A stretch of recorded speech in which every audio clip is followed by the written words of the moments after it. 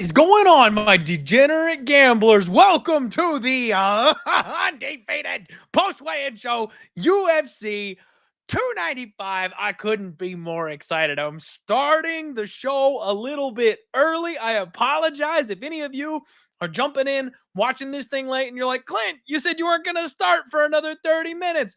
Weigh-ins were a whole lot quicker than I thought they were going to be. I thought I was going to have 10 or 15 minutes to get ready and then we'd go ahead and start. But with them, cutting off 20, 30 minutes early, I'm like, let's get into it. Let's talk about it. We got some fights to go over, everybody. We're going to take every single little bit of information we've had. We've talked to our friends. We've done our research. We've watched the weigh-ins now. We're going to use all that information. We're going to put it in one neat little vial. We're going to knead the dough, and then we're going to bake a delicious pizza using that information. We're going to win some money tomorrow at UFC 295. Thank you all for being here with me. Let's talk about these fights. I cannot wait for this card. It's so freaking good. Okay, so first fight of the evening, we have got Dennis Bazooka, who's taking on Jamal Emmers. Bazooka came in at 145.6. Jamal Emmers, 148. He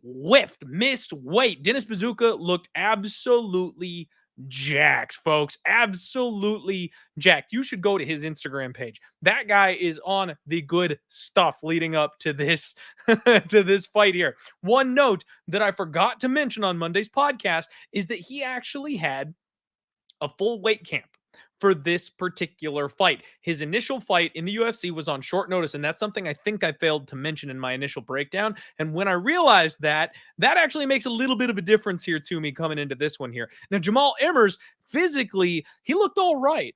Didn't look too diminished or anything like that, which makes you wonder a little bit about the weight miss when they come in looking good. They don't try to recut. They don't sap themselves out.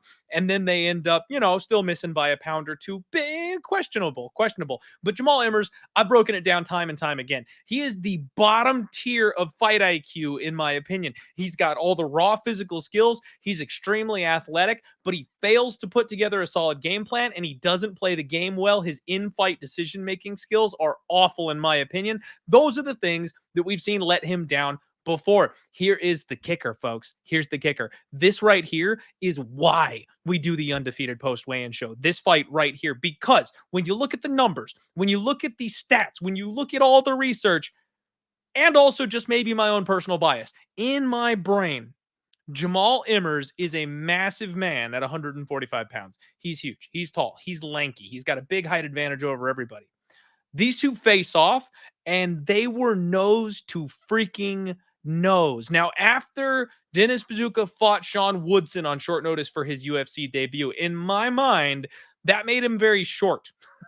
I thought he was a little guy for this weight class. I thought he was going to be extremely undersized. I thought Jamal Emmers was going to have a huge height advantage here on Dennis Bazooka. And after we saw what Woodson was able to do to this man, who is a boxer, not a wrestler, and he was able to control this guy, use that height advantage, lean on him, make him carry his weight.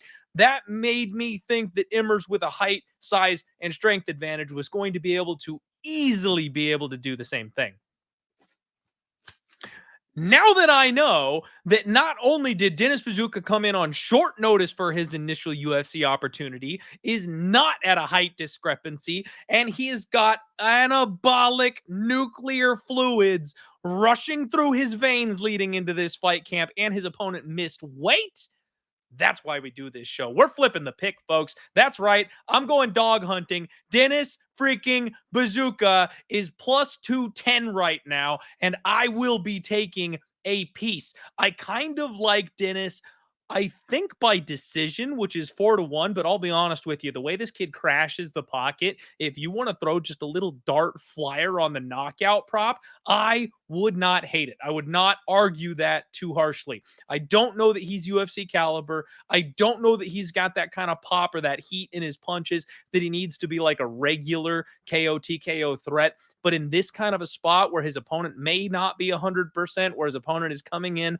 missing weight, there's always a chance. He's a bit of a decisionator. He always has been. So again, I think the 4-1 by decision is really the best way to go for this fight. But I think there's some juice to squeeze on that underdog, much more than I anticipated early on in the week. How's everybody doing? We've already got 42 live viewers. We've got Evil Steven Thompson in the house. We've got Christy Thornton asking, do you still like Lopes? As a matter of fact, I do. And I've got a 2-unit bet at plus 100 on my guy Diego. So I did pull the trigger on that one. I do still like him. It's a weird thing where I feel like he's kind of the public side here, the public underdog, and usually those don't do very well, but I couldn't help myself. My brain, my eyes, the line, like everything checks out for me that I wanted to put my money on him. So I'm not going to get away from that just because I think I might be swimming with the fishes on this one. If my analysis leads me to believe he's the side, I'm going to go ahead and pull that trigger.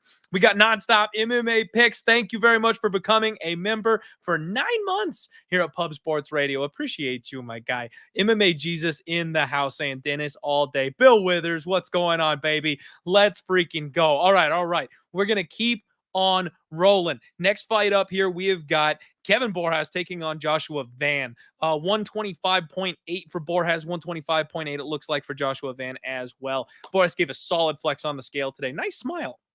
I like it. I'm sorry, I mixed up my notes there. That's Joshua Van. The way this kid smiles, very photogenic. I like this kid. Borjas, though, the big thing for me is he was super intense, looked very strong, very filled out, and that carried over to the face-offs. When these two got in each other's faces, Kevin Borjas is really big. Like, I was already skeptical of Josh Van going from a plus 200 underdog to against a bad fighter that goes to split decisions in every single UFC fight and is cut from the organization now to being a minus 250 favorite. I don't like backing UFC debutantes off of Dana White's Contender Series. I just don't. It's not my thing. I think they've got to prove themselves before they get up here. But Borjas, he's got a decent size advantage, and boy, howdy, is he thicker. He's got a big, like, barrel-chested, like, he's way larger than Joshua Van is. I think this is going to be a competitive fight. I know Josh Van's whole thing is speed and accuracy. I think it's going to be volume versus power. If Borjas can steal the moments there, the big moments with big power shots, I think he's going to be very competitive in this fight. So I am picking Joshua Van to win because I do think he's the more technical fighter. I really value the speed, but at the same time, I don't know if he's going to be able to pull away from Borjas enough to be able to just win an easy decision the way the line would suggest. It's kind of dog or pass betting for me. Again, picking Van, but my money isn't going anywhere near this fight. I kind of think it's going to be a competitive back and forth. Next up, though, you've got John Castaneda taking on Kyung Ho Kong, Mr. Perfect himself. On this one here, what the hell is wrong with my numbers? I don't know what happened here. Something's wrong on my weigh-in numbers. I must have hit I must have fat fingered over a digit or something like that. What we've got is Kyung Ho Kang looking really good on the scales today. We have a 138-pound catch weight. That's right. You heard that correctly. This one kind of blew me away a little bit as well. We heard that maybe there was going to be a weight issue. Maybe there was going to be a catch weight here on this fight, but they always do it in increments of 5. I've never seen a 138 before for a 135-pound fight. They always just round up to 140. They give them like a full-on break. Somebody somewhere is playing chess, and I think I know who. So you've got John Castaneda coming in at 137.6. Kyung Ho Kang made 138 on the dot. Castaneda needed that box of shame, even though he came in a little bit under. I don't think he thought he was going to come under. I think he had a bit of a tough time just getting down to that 138. He looked a bit pale when he was up there too. He's okay. He's all right. But he definitely is the one who looks like he's struggling here to make weight. I believe his team is the one that asked for that catch weight. Kyung Ho Kang on the other side of this thing looked phenomenal. Dude is in excellent shape, gave a solid looking flex. And when they face off, Kyung Ho Kang is notably taller. He's got a decent sized height advantage here in this spot. And this also is a big guy spot. For those of you who missed the Sharp Action Report, after you get done watching this, check out Pub Sports Radio, the Die Hard MMA podcast playlist. Check out the Sharp Action Report because we talked up and down this card, sharp and public spots. The big guy is on Kyung Ho Kang, and so am I. I love this spot. I have been a guy that's questioned Kang a couple times in my past. This time, I got to go to war with him. This line is moving our direction decently at a solid pace here. We got a much better number earlier in the week. I still like Kyung Ho Kang at any plus money. The way this guy thinks, how intelligent he is, he finds the chink in his opponent's armor and just kind of hammers it until it falls apart. He knows what he's doing out there. And John Castaneda is kind of the opposite. He really relies on his opponents wearing down, making mistakes, gassing out. None of those things are going to happen with Kyung Ho Kang. He's simply not going to slow down. He's not going to gas out, and he's not going to make a mistake. So when you've got that kind of a setup, you got to go with the guy who can put together the solid 15 minutes, in my opinion, who also has the size advantage. And he's not out of his fighting prime yet. He's a little older. In a year or two, we'll be talking about Kang maybe, starting to fade him due to age. Not yet. 35, not bad. So I'm looking for Kang in this spot. And what I did is I went ahead and bet on Kang to win by knockout, baby. 11-1 Kyung Ho Kang by KO. We've seen this, man. It's actually really funny. So on Monday, when I broke this fight down, I literally talked about how I want a power puncher against John Castaneda. I want someone who I know can hurt him on the feet, because that's what he's done is when he slips up, he gets caught on the chin. He's been knocked out a couple of times. He's been rocked a couple of times. I want someone who can hurt him. And when I looked through Kang's stuff, I was like, but he's a sub guy. Like, he doesn't really hurt people on the feet. As I'm kind of talking through it, I start remembering his last couple fights. It's like, holy shit, his last fight was a club and sub. Holy shit, he dropped that guy. Like, you start putting the pieces of the puzzle together as you're talking through the fight.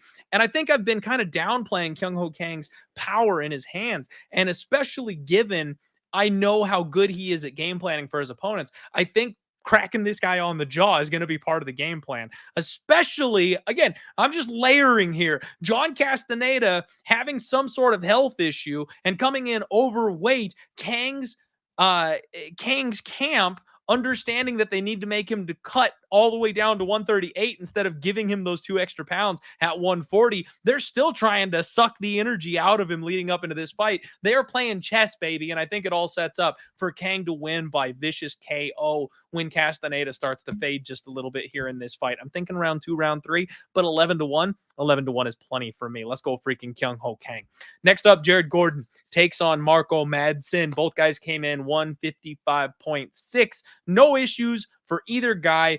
Marco Madsen is always incredibly jacked. Slight height advantage for him. Gordon, however, has the much larger head, which is odd because usually big head means durability. Jared Gordon's durability highly in question here. I don't like this one. I mean, I'm picking Gordon to win, but you guys know me. I'm a Gordon fader. I want to take anybody I can by knockout on the other side of Jared Gordon because of those chin issues. Mark Madsen, he's not the knockout guy. Now, he's doing this camp not at fight ready, and that means I have no idea what to expect from him. I know he's a wrestler by trade, obviously, the Olympian. So we expect him to come out here and grapple, but you never know. He's worked on his striking a lot lately. So maybe we see a new wrinkle. He is big. He is strong. He does hit pretty hard, but I worry about the conditioning at his age. He's 40 years old. Gordon is a guy who just can fight. He can get to the brink of death and then come back and keep on pushing. He's got incredible cardio and pace. So the deeper this fight goes, the more I favor Gordon. Earlier, I favor Mark, but at the same time, Mark's not much of a finisher. So I got to pass. I got to leave this one alone. My soul is screaming at me to bet Mark Madsen and fade Jared Gordon, but my brain is telling me that even though Gordon got knocked out by accident, a headbutt from Bobby Green, that he's still the guy that should win this fight. So I am picking Jared Gordon, but when my soul and my head are fighting, I'm not going to put my money on that fight. I got to kind of stay away from it. Sorry. Next fight up, we've got Slava Claus taking on Nazim Sadikov. We got 154.8 for Slava, 155.6 for Nazim. And this one I've had my eye on all week. So Slava comes in, big old smile. How do you not love this guy? Like, he's up there having a good time every single time he gets in there to fight. I love the energy he brings. Nazim, absolutely shredded, very focused, very quiet. He's bringing the intensity here to this fight. Slava does have a slight height advantage here in this spot. Very respectful face-off. And I have wanted to bet Nazim Sadikov in this spot basically all week. I should have jumped when he was down to minus 130. He opened up as high as like minus 170, and it's been all Slava money bringing this line down. I was very much hoping that this line was going to flip. I thought there was going to be enough Slava love that eventually I would get even money on Nazim Sadikov. And right when I thought that was going to happen, it hit minus 115, it headed the other way.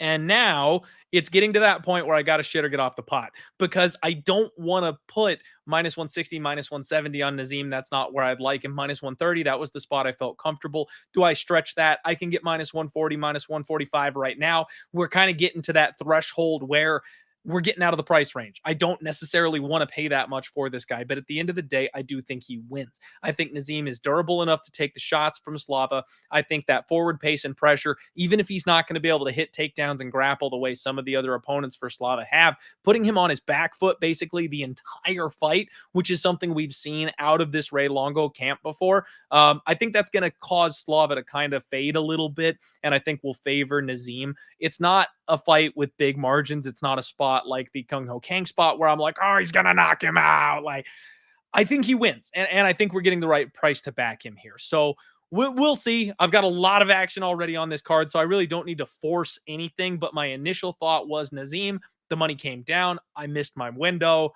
And now I got to decide if I hesitated too long and I just need to let it go or if I should pull the trigger. But either way, the pick is Nazim. There's my guy, Tone Miggs, in the house. He's playing Sergey. Moneyline, minus 107 for 3 units. Tone, one of the guys here at Pub Sports Radio. Make sure you check him out. And Clint Tinfoil, double strength. That is absolutely correct. Frank Jourdain in the house. What's up, everybody? How are we doing? EQ. Oh, all right. We're going to have a good weekend this weekend. All right. Mateusz Rumbecki takes on Roosevelt Roberts. I need to sit down tonight. And after I'm wrapped up with all this, I'm going to run some Roberts tape. It's been a minute. Like, I kind of remember what he does, but none of it's sharp or clear. I was not prepared for this fight. Short notice fill in. The one thing that I really was not prepared for was how freaking big Roosevelt Roberts is. I remember him being like a tall, lanky guy, but dear God, Mateusz Rumbecki is like the short, jacked tank type of fighter, and Roosevelt Roberts is the tall, lanky type that these guys look like they're in different time zones. I mean, it's like the height difference is absolutely insane. Roosevelt Roberts on short notice, weighed in at 158. He missed weight by a couple of pounds. When he got up on like the ceremonial stage, though, and everyone booed him for missing weight, he was like, it's all good. Short notice. It's like, yeah, fair enough. Fair enough. Like, he came in on 3-4 days. He's huge. He was never going to make 155 pounds. So he knew that when he made the opportunity come to him. Got to run the tape. I can't give you much besides the minus 600 favorite is probably going to win. I love Mateusz Rumbecki. I've gone to war with him before. I think he's a solid fighter. It just comes down to the matchup, right? Is Roosevelt Roberts going to be able to defend the takedowns if he can? Is he going to be able to get up? Is he going to be able to outlast Rumbecki? Is it going to take Rumbecki's energy to get this guy to the ground? Roosevelt Roberts maybe later in the fight, even though he's the short notice guy, the missing weight, not killing himself to make weight, and then having decent cardio in his history, I think, is something where I'd look for him maybe like late finish props or like a live bet if he survives the early onslaught, something like that. But again, all of this is just like off the top preliminary thoughts. No money invested here on this fight. Let me do my due diligence. And if I do like something enough, I will tweet it out to you. So I do apologize that I'm not 1000% prepped here on this short notice fight. My guy Nunya in the chat saying, damn, I missed the whole show. No, you didn't. We're only halfway through. We got plenty of fights to talk about, Nunya. We'll, after we wrap up, you just hit that, play from the beginning button. It'll circle back for you. You'll get all caught up. Next up, Lupi Godinez, Tabitha Ricci, the Twitter Civil War of the week. We've got classic Lupi, no problems, no emotion, no nothing. Tabitha Ricci looking good on the scale. Actually looked a little extra jacked. Like, I know she's always extremely well built, but she looks like she's a little more cut than normal this time. Abs for days. This girl's got a physique on her. My God. Lupi Godinez, slight height advantage. However, she was wearing shoes. So don't let that fool you. These two are facing off, and she's got that extra little half inch because she was rocking some footies, and her opponent was barefoot. I don't know what to do with this fight, man. Super intense face off. Both these girls are ready to go. Tabitha Ricci is getting some love from the betting community. The big guy has placed a bet on Tabitha Ricci, and the line has steamed the other direction. So I don't know what to do with that. The bookies are not really reflecting anything on the Tabitha side. Lupi is a bigger and bigger and bigger favorite as the week goes on. I kind of leaned over to Lupi early in the week. Didn't want to lay minus 165, minus 170 on her. Still don't want to lay minus 180 on her. So I'm going to pick Lupi Godinez. But the biggest thing for me in this spot is that Loopy is a fighter who we've all gotten a little enamored with, and then we've seen drop the ball, right? Like, I can't get out of my head the fact that Loopy Godinez was a massive, massive favorite and then dropped it to Angela Hill and she lost to Luana Carolina. I mean, like, she fights close, man. The Cynthia Calvillo fight easily could have gone the other way. Yes, she beat Cody, but that was competitive. And she did submit Elise Reed. That was not competitive at all. But in that fight, you knew damn well you were getting into a spot where your opponent has a massive ground disadvantage. That's not the case here. Tabitha Ricci is hard to take down. She's harder to hold down. Tabitha Ricci's striking has come such a long way. In her last couple of fights, she's really shown some improvements there. And her grappling is slick. I mean, even though Godinez has some opportunistic submission skills now, I still think that Tabitha Ricci is probably the better jiu-jitsu player. I don't know what to do with this fight. EQ in here saying that the split decision prop got hammered. It's plus 250 now. Yeah, that thing's usually plus 400. So the fact that it's all the way down to plus 250 for this fight to be a split, that tells you everything you need to know. Do you want to be laying minus 180 on Loopy Godinez to be winning a split decision? I don't. I think Loopy Godinez is going to win this fight at the end of the day. However, I'm not going to be betting this particular fight. Root and Loopy, expecting a 15-minute war, expecting a decision, a little bit of everything. Should be a fun fight to watch. Not one that I have any interest in betting on. If you think it's going to be a split, you bet the dog. That's usually my my whole thing is that if you're counting on one judge to see it your way and it's going to be that close of a fight, you take the plus money. Dog or pass from a betting perspective for me. Alessandro Costa coming up here, Steven Erceg. And we've got 125.4 for Costa, 125.6 for Erceg.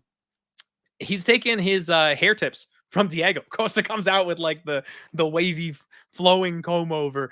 Steven Erceg looked good, big smile, really awkward looking dude, physically speaking. Erceg has a big size advantage again here in this spot. They kept their distance, very calm, very respectful face-off. I'm in on Erceg. I'm in on Erceg early. I got a 2-point. Is it minus 140 or minus 135? I got to go back and check. But I got in early. I got the early number, and I bet to win 2 units here on this spot. Erceg is now sitting at like the minus 190, minus 200 ballpark. I think that's about right. I wouldn't want to necessarily get involved at this price tag. Be careful parlaying on this card. There's lots of live dogs this week. I think Erceg is the rightful favorite. I think he should win this fight. It's a matter of, does he finish? Does he grind his way to a decision? I'm entirely not sure because he's more than capable. People forget that Erceg actually is a very, very skilled grappling practitioner. So I think his submission prop might be kind of a sneaky little key to victory here in this spot for him. But at the end of the day, I am more than happy with my money line position. I hope you guys saw the tweet. I hope you got on it earlier in the week because that number is long, long gone. Matt, the steamroller Frivola takes on Benoit Saint Denis.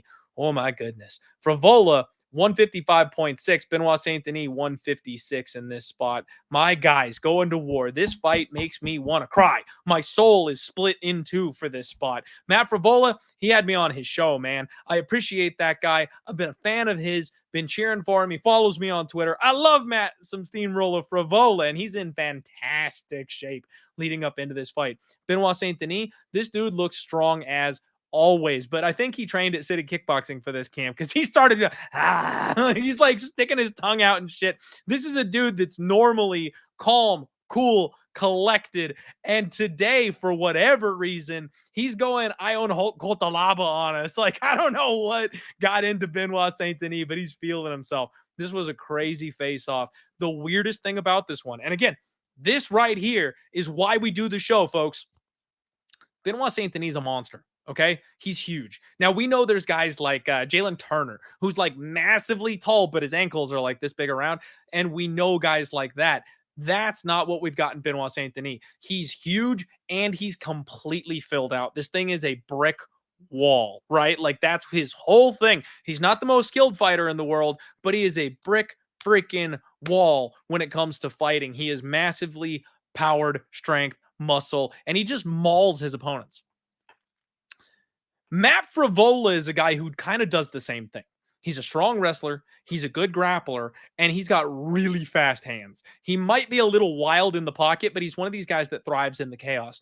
I talked about how both of them tend to cause chaotic situations that their opponents wilt in, and that's where they thrive. It's an interesting matchup because these guys are going to step in the cage and they're going to go to war, and one of them is going to get cracked eventually, and that's going to be it. Now, Benoit Saint-Denis, I talked about how I favor him strictly based on his durability in this spot. I think he's a little more naturally durable than Matt Frevola is, so when they start chucking bombs, I think he's going to be the one to survive a little bit longer. However, the more I think about it, Matt Frevola in the pocket with his boxing, I think, is going to be a problem for Benoit Saint-Denis. He hasn't really taken a whole lot of clean shots from guys that have real hands in the octagon.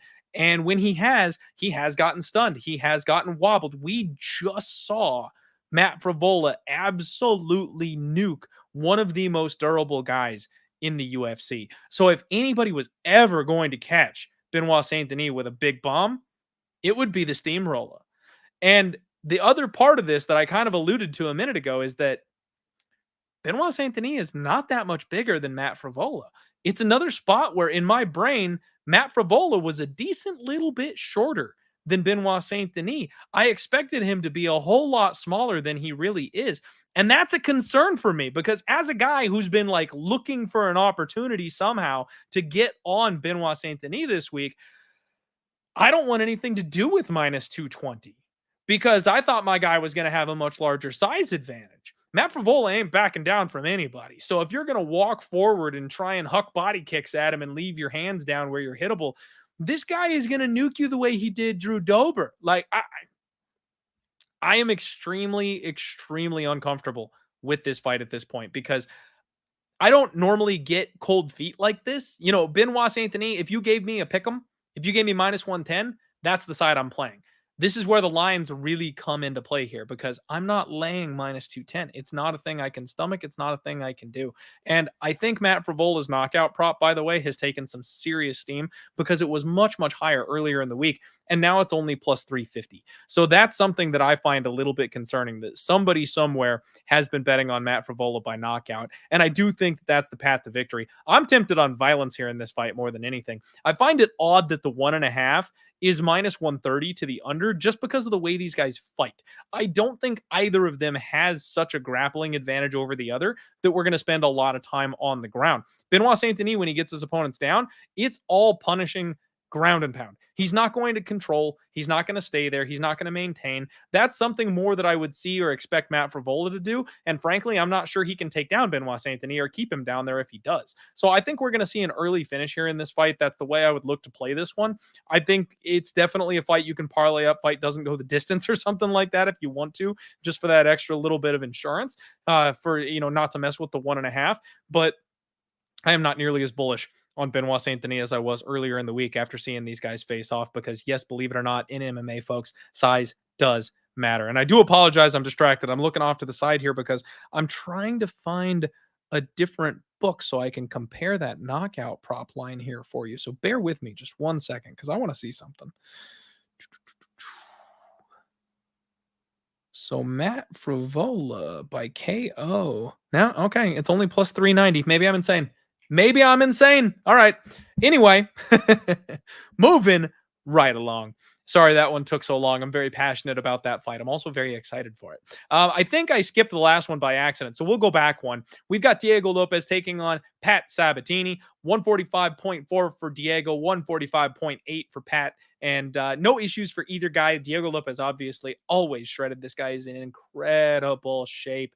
When they face off, there's a notable height difference here. Diego Lopez definitely much taller, but Pat's torso is just massive. I mean, it looks like somebody stuck a freaking hose in him and just pumped him up. Like he's like, the broadness of Pat Sabatini's upper body is really ridiculous. I am on Diego in this spot. I am on Diego. And oh, buddy, it's the public side of the week. I talked about it earlier in the show when we had a question from the chat. He's definitely the side that the public is favoring. Lots of action on Diego. The sharps are all on Pat Sabatini. I prefer to be on the sharp side whenever it's a sharp versus square divide.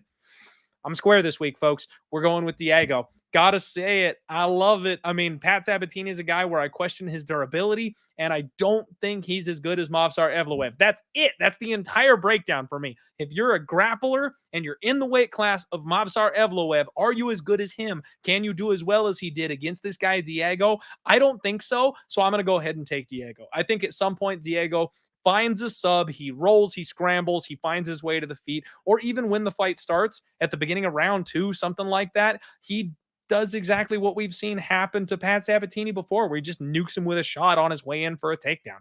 I think he's the more durable guy. He's more dangerous on the feet. And in the pure jiu-jitsu, I think he's the better grappler. Obviously, Pat Sabatini, the better wrestler of the two. I worry about Diego playing off his back a little too much and not being able to find a sweep or a reversal with somebody as good as Pat Sabatini on top. But the fact that he almost submitted somebody, like we talked about, I'll take that chance. I will absolutely take that chance. Let me get caught up here on the chat. I've been neglecting you guys here just a little bit. First off, shout out my guy MMA Locker Room, one of the personalities here at Pub Sports Radio. Tonight, he's speaking with none other than Brandon Olivas right here on Pub. Brandon, my guy, he's been a guest on the podcast before. We love this dude. Phoenix local, fight ready. He's making his pro MMA debut. Cannot wait to see this man finally work. We've heard about him. It's been a long time coming. So check that interview out. Make sure you check out my guy MMA Locker Room as well. All right, let's keep on rolling, get caught up here. Let's see here. We got Ahmed in the house. What's going on? Wit Chubb here saying I'm gonna okay, never mind. We're not doing that. Wit Chubb, I just put $100 Super Bowl future on your Vikings. Love to hear it, Wit. Love to hear it. Hey, JJ's coming back sooner than later, and we got a quarterback that can actually use his legs. I'm excited. I think people are counting my Vikings out a little too early. I didn't take, preseason. I always donate. I always put my Super Bowl futures in, even though they never win. It's an annual fan donation that I have to do. But what I did play for big boy bucks, serious bet, was the Vikings to make the playoffs. They're still plus 125. I got like plus 140, I think. And I just think they squeeze in. We got a weak division, baby. We can absolutely make it to the playoffs. Whit asking, what's your number one pick? And you know what? My number one pick, I absolutely have in the later on. I've got a big bet this week, Whit. Stick around. I'll tell you at the end of the show because it's on the main event. Let's see here. Nunya saying that the dreams, the stroller for Vola going to sleep. Yeah, maybe. Somebody is. Somebody absolutely is. All right. The chat is just exploding here. I'm trying to get caught up, and I don't think I ever will with the way these comments are rolling in. Each and every one of you, what is up? Thank you all so much for joining the show. Appreciate you being there. Hi, Jacqueline. How you doing? Hope you guys are all filling your pockets with degenerate action, NBA, NFL, college football, and then we're going to just triple it tomorrow at UFC 295. Okay, next fight up. Jessica Andrade, Mackenzie Dern, one that's really been bugging me literally all week. Jessica Andrade, 116, Mackenzie Dern, 115.5. No issues on the scale, classic Jessica, and no issues for Mackenzie Dern. Big flex, big smile. She knows how to play to the camera. This was an intense face-off, folks. Really intense face-off. Dern stepped in on Jessica Andrade. Andrade looking mean and angry as ever.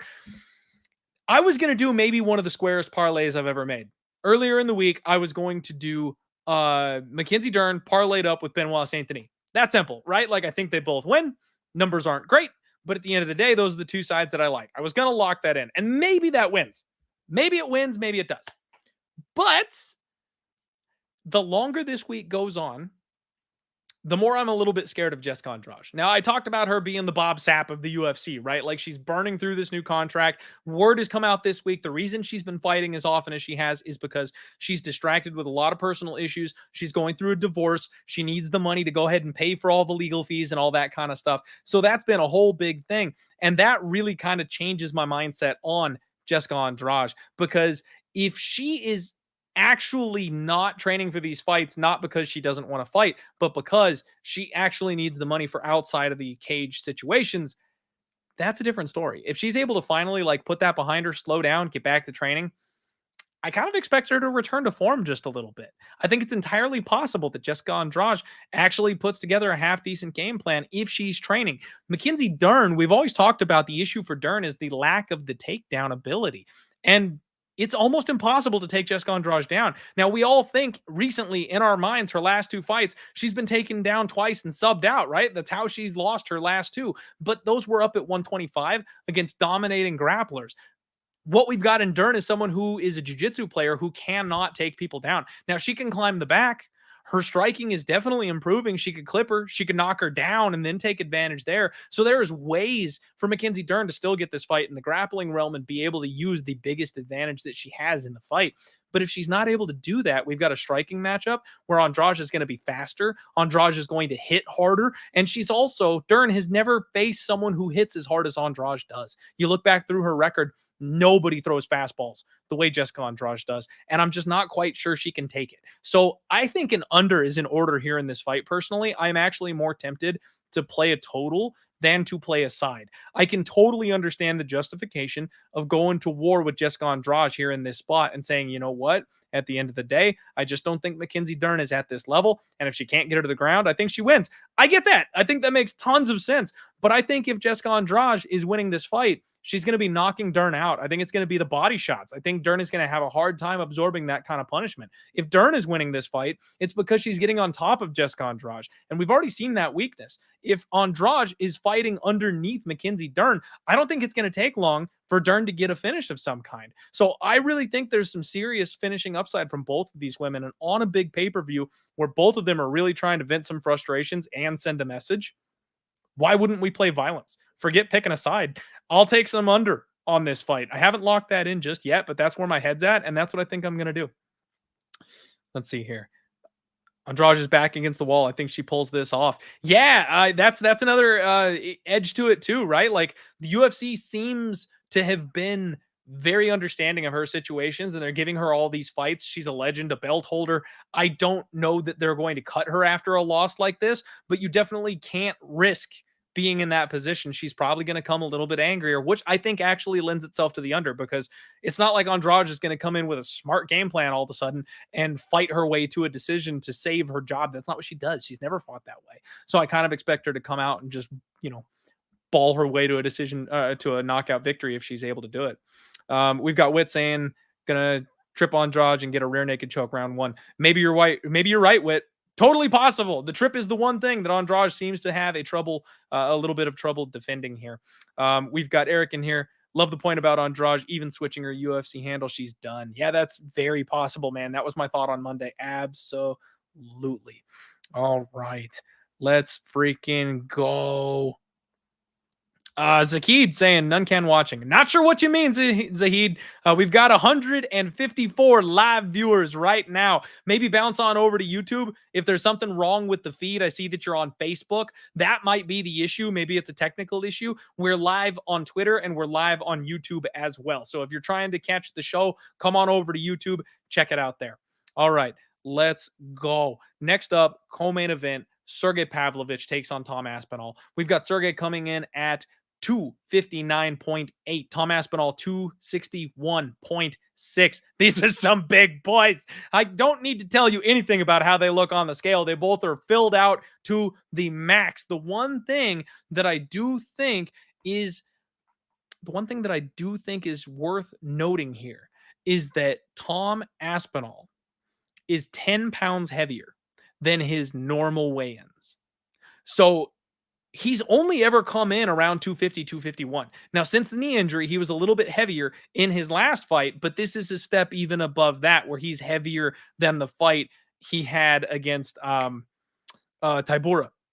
So Tom Aspinall very notably putting on some size and thickening up here for this opportunity against Sergey Pavlovich. These two boys size up really well. They are big old boys, and here's the kicker. Tom Aspinall is actually slightly larger. That one caught me by surprise in my brain, because the way I talk about Tom Aspinall, he moves like a 155er. He doesn't fight like a heavyweight. He's quick, he's fast, he's light on his feet, much more than any heavyweight ever should be. He's actually the bigger guy. Like, this is killing me. One of the sharpest bettors I know, a guy who I look up to, one of my mentors when it comes to gambling, he's on Sergey Pavlovich in this spot. And I know a lot of really sharp people on Sergey this week. I can't get there. It's a pick 'em price tag, so pick your poison. You can be on either side you want. It's officially lined up at minus 110 on either side. There's no plus money to be had. I've been leaning towards Tom all week. just because he's the more well-rounded guy, just because I can't get the vision of Sergey Pavlovich on his back against Alistair Overeem out of my head. If Tom is able to get any kind of takedown game going, if he's able to pin this guy up against the fence, if he's able to slow the pace down, I think Tom Aspinall is going to outlast Sergey. And eventually Sergey is going to end up being a bad nail. He'll end up on the ground. He'll end up on his back. And I think Tom's going to have a heyday there in that position. But the problem is, it's like betting against Francis Ngannou. It's almost impossible to do because one single punch can end the entire fight. Sergey Pavlovich does not have great striking defense, but he hits like an absolute truck. And when he throws, we've seen what happens. These guys that have been some of the best heavyweights in the world just fall over in less than a minute every single fight. I've got a feeling that Tom Aspinall is going to try and drag this fight a little deep. I think he's going to try to get in on that body lock, pin this guy up against the fence, fill those arms up with some blood, trip him, knock him over, get him to the ground, and then it's going to be Tom all day. But if he can do that without getting cracked on his way in, that's the question. I'm still picking Tom Aspinall. I'm picking Tom Aspinall to go ahead and get the win here. But with this kind of a fight, it's a coin flip for a reason. Obviously, one of these guys is going to have a highlight reel KO, and everyone's going to say he looks like a minus 500 in hindsight, but that's only after one guy wins by knockout. Before the fight happens, it's impossible to know who's going to land first. It's a pick 'em for a reason. You've got Signed Collectibles one saying Sergey round 1 KO TKO at plus 300. And I'll be honest with you, Signed, that actually makes me a little sus because why would the bookies ever give you plus 300 on this guy's method of victory that we've seen 5 times in a row? We've seen it time and time and time and time again. Sergey comes in and nukes people in the first round. Why would they give you 3-1? I don't get it. I feel like that's almost a bit of a trap because of that. We've got, let's see, Brava saying, Pav's been getting ready for wrestling since he was the backup Joan Stipe. So I think this is a stand-up fight. You might be right. You very well might be right. But the thing is, it's not wrestling. The way that Tom Aspinall gets his opponents to the ground is usually like trips and drags and stuff like that, just kind of tipping these big boys over and then falling on top of them. It might be more effective than a double leg, I'll be honest with you. So I don't know. Pick your poison. Good luck if you're betting the co-main event. I will have my finger on the trigger for this fight because if it starts to get extended, if I see Sergey Pavlovich start to take big breaths, I'm jumping in live on Tom Aspinall. That's the plan for me, is just sit there with my finger over the button and wait and then click as soon as I've got the chance to get in on Tom. And that way I avoid the round 1 nuking if it does end up being a Pavlovich spot. Main event, folks. Here we go. Jiří Procházka takes on Alex Pereira. What a fight. 204.2 for Jiří, 204 on the dot for Alex. Jiří came in phenomenal shape, intense as ever. Love this guy. Alex comes in, easy way in. He's got an extra, 20 pounds now that he can take. So not a problem for him to make 205. Big flex, no issues. These guys size up really well. And this was the most intense face-off you've ever seen. Like, these guys got like this close to each other and neither of them blinked. I mean, we're talking like wide, crazy eyes, inches from each other's noses, just staring into each other's souls. And neither of them backed down. I mean, this is one of those spots where I like to look at it and be like, who won the soul read? Who's the one that took away the weakness from their opponent? I don't have that for you here. These guys are both made out of stone. Like, it's a warrior versus warrior fight to the core. I can't believe we're actually getting this fight. It's so good. I absolutely love this spot. And I also love it from a betting perspective. If you guys are living in a hole and you haven't followed me on Twitter, Instagram, or TikTok, and you don't know what my bet is, we are rocking with Jiří Procházka. 7-unit bet, baby. We have done it 6 times in the history of the Die Hard MMA podcast. Just 6 times have we risked a full 7 units on a single fighter, on a single pick, on a single spot. The record is 5-1 in those spots. All right. I am dropping a bomb on my guy, Jiří Procházka. After talking with my guy from Superbook Sparts, our best friend Andrew, the best part about this is that it is money, hand over fist, on Alex Pereira. Sharps have come in and backed Jiří in this spot, and the books have aligned themselves with the intent of needing Jiří to go ahead and win this fight. And you know what that means? That's the side you want to be on. It's a pick 'em price tag. And when everybody's on that side of the fence and the books are going, we'll give you a great line. Why, when everyone is betting Alex Pereira, is it turning into a pick 'em price tag instead of Alex turning into a minus 155 favorite? It's a spot where the bookies know they're going to need Jiří and they think he is the correct side. That's the side I am on. I beat the line move. I got in at plus 118, I think, earlier in the week. I laid an absolute nuke on it, and I 1000% agree with my guy, Edward Kelly here. Jiří by sub is the crazy tinfoil cap look of the week. We just saw it in his last fight against Glover. Glover taught Alex Pereira everything he knows about MMA. And I don't understand why it's 8-1, 7-1 for this man to just do the damn thing again. So I know his takedowns aren't great, and we've seen improvement in the takedown defense from Alex. However, Alex is still a very natural kickboxer and not a well-rounded MMA fighter. If they end up in any kind of clinch or scramble situation, Jiří is a natural 205-pounder. He's not a 185 kickboxer trying to drag this guy to the ground. This is a big boy trying to take you down. And once they get on the ground, this man is savvy. He was able to tap out Glover freaking Teixeira. So I do think that's an option. I actually think the club and sub might be a little bit more likely. People in my comments all week long talking about how Israel Adesanya got lucky when he knocked Alex Pereira out. Folks, you can see that right hand in every single fight that Alex Pereira and Israel Adesanya have had. Every single fight. Go back and watch them. Go run the tape. I've told you about it over and over and over again. Israel Adesanya did not get lucky when he knocked out Alex Pereira. He landed the exact same right hand in every single fight, and Alex never saw it coming. And then in the final rematch, Izzy said, I'm going for broke. I'm going to be dangerous. I'm going to win this fight, and I'm going to do it emphatically so that nothing goes wrong. And you know what he did? He stepped forward and he threw the right cross. That's the punch that gets to Alex Pereira time and time and time again. Jiří absolutely is more than capable of cracking a former middleweight, hurting him and putting him down. Jiří is the younger guy.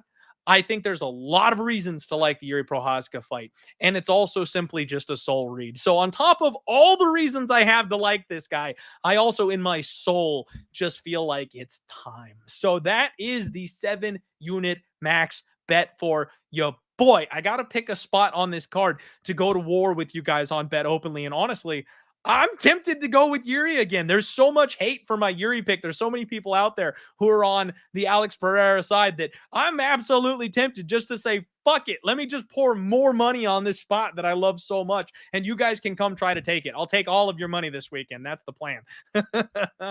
You know what? And that brings me full circle. Speaking of Bet Openly, I do need to shout it out, guys. We've got a giveaway. We've got a contest. Free entry on Bet Openly. If you sign up for Bet Openly for this weekend, as soon as you get signed up, reply to your sign up that Clint sent you. Clint from the Die Hard MMA podcast sent you. They'll give you a free $10 to enter this contest. We're giving away $500.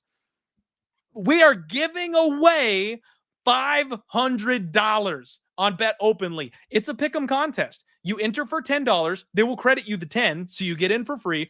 And then you just pick your fighters who you think is going to win at UFC 295. Winner take all. If there's ties, obviously you split the pot. But $500 up for grabs tomorrow. All you got to do is sign up. What are you waiting for? Like, first off, Bet Openly is freaking awesome. And I've saved over $1,300 betting on that platform just because of the 1% juice aspect. If that's not enough for you guys, you can just win a free $500 this weekend. So I'm going to go ahead and put the link in the chat. Make sure you check that out. Click the link, come sign up, get a free $500 for no effort, for nothing, for watching fights like you normally would. Pick some winners. Let's go. That's the Undefeated Post Weigh-In Show, folks. We are going to kick some serious ass this weekend. We've got Kyung Ho Kang by knockout at 11-1.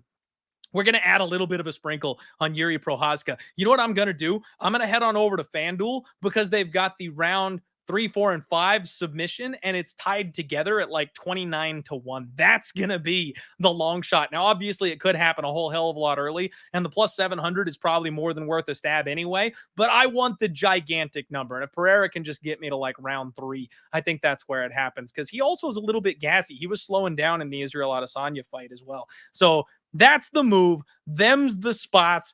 Kyung Ho Kang. And then I think we are going to add under in Andrade versus Dern. We might have to take some kind of a violence spot on Fravola and Benoit Saint Denis. We like Lopez, maybe by his cheeky little knockout here instead of the sub over Pat Sabatini, because he might take care of it on the feet. I'm not sure yet. I don't know if I'm going to do that one. You guys know I like my little finisher prop parlays that are stupid and pay out massively, but this is the weekend. We are going to absolutely smash this weekend. I will tweet out my final card tomorrow before the fights get started, and your boy's going to be rocking at the grand opening of the new DraftKings Sportsbook here in Arizona for this weekend. I got a VIP pass here to go ahead and hang out for the fights there, so I'll be rocking in style, posting up some videos and stuff like that for you this weekend. Get out there and kick some ass, everybody. Remember, bankroll management. Please don't bet any more than you can afford to lose, but let's stack some chips this weekend at UFC 295. Wish you the best of luck. Have a wonderful weekend. Go give somebody a hug. Love you guys. Peace out. Let's roll.